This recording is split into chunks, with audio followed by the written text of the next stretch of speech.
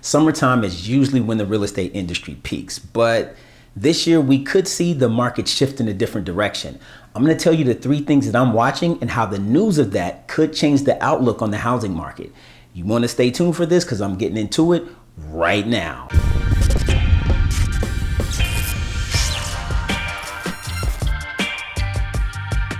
Hey everybody, Dietric Williams, realtor with Compass, Baldwin Hills, California. Welcome to another edition of Info on the Go, the show where I give tips, tricks, and insight on how to buy, sell, or invest in real estate in Southern California.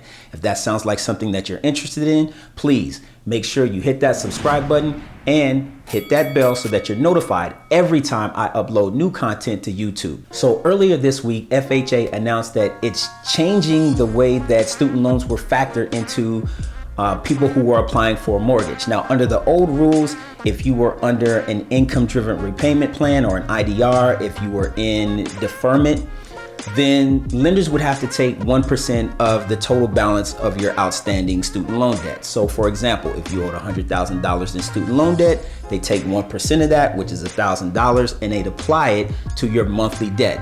This puts a lot of people out of contention for home ownership as it increased their debt to income ratios above what they can normally do for a federally insured mortgage. Now, under the new rules, FHA has told lenders to do away with that calculation altogether. So if you're in an income-driven repayment plan or in deferment and you only pay, let's say $30, $50, or $100, lenders will take that exact amount and apply it toward your monthly debt. This is going to be a huge game changer for people because it makes a lot of people who couldn't normally qualify for a mortgage, now they can qualify for a federally insured mortgage. However, is this going to make home ownership more accessible to a lot of people?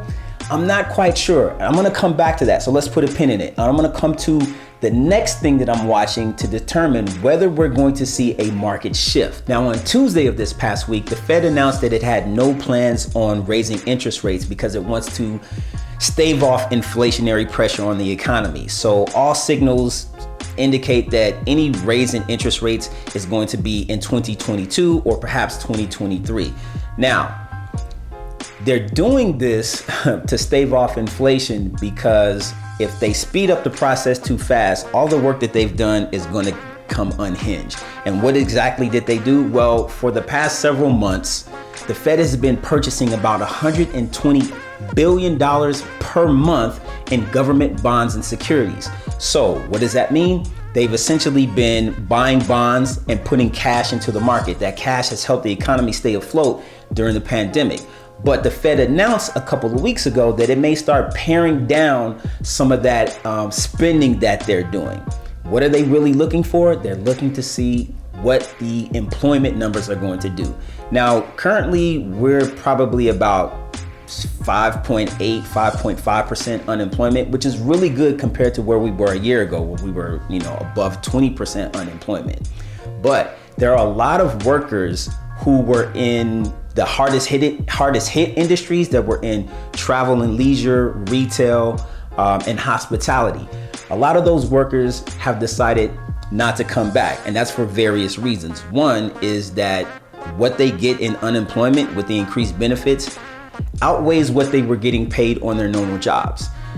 Two is the stress and strain of those jobs. Some feel that it may not be worth it to come back. It's just kind of a peace of mind thing. And then three, a lot of people still don't think it's safe to go back into environments where there are massive amount of people, even with people being fully vaccinated. So there's still some fear of going back to work in those industries. So when the Fed is talking about raising interest rates, it's really talking about raising the Fed funds rate. And that's the rate that banks borrow from one another to fulfill their reserve requirements, or they actually borrow from the Fed to fulfill their reserve requirements.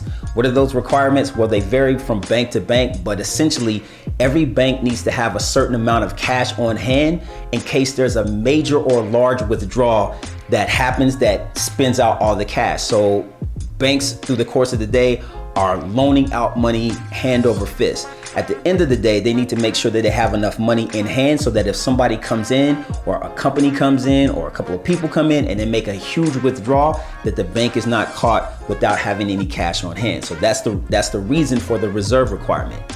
that has really nothing to do with mortgage rates.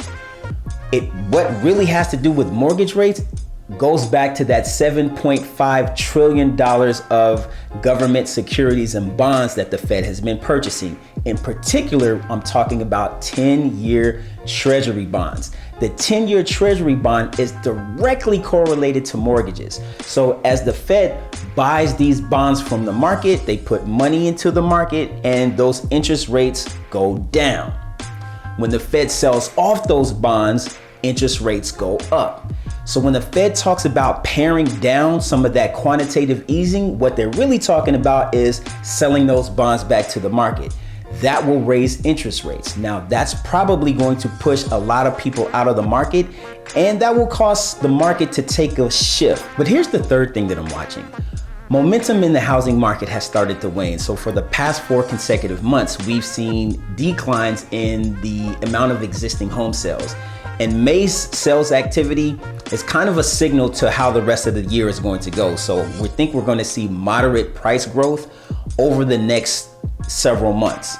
Now, why is this important? Because as housing slows down, price adjustments downward usually follow. And those massive increases in home values that owners have experienced over the past year are expected to fall off in the next couple of months. Now, the reason is because that those exorbitant prices have pushed many people right out of the market. So some people have decided to take a step back. I have clients who are doing that right now, and they're doing things like going on vacation because the last year and a half was pretty rough on everybody as we were cooped up and couldn't travel and do a lot of the things that we normally wanted to do. So now the people who have been frustrated with the housing market, they're going to just go enjoy life for a little bit. And I don't blame them for that. Why does all of this matter? So here's the rub. Let's go back to that first point that I just made. The FHA rule change. There's going to be a ton of people who want to take advantage of this new rule change and low interest rates. That is going to spur demand and cause it to increase. But we still have a major problem. We don't have inventory. We almost don't have any of it at all. So if we have low inventory and increased demand, that's going to put upward pressure on prices, which is going to make housing even more unaffordable. So what FHA is trying to do in terms of making home ownership more affordable just might backfire in the short run, as that increased demand is going to make prices skyrocket in the short term. And that's exactly what I'm predicting, that housing is going to take a turn for the worse in the short run due to that increased demand. But I think as the economy continues to improve, and I'm watching signs for the Fed that says that they're going to start pulling some of that stuff back, I think we'll see interest rates start to rise. That's going to push a ton of people out of the market, so that demand will subside, and consequently, so will prices. So I don't have a crystal ball as to when all of this is going to take effect. But if I was a gambling man, I'd probably say sometime in the middle of next year or in 2023. So remember, you heard that from me first. Now, let me know what your comments are on what I just told you. Leave them in the section below. I'd really love to hear what you guys think is going to happen in the housing market, whether we're going to take a shift for the worse, or maybe we're going to take a shift from the better. I think it really depends on what side of the table you're sitting on, as a buyer or as a seller.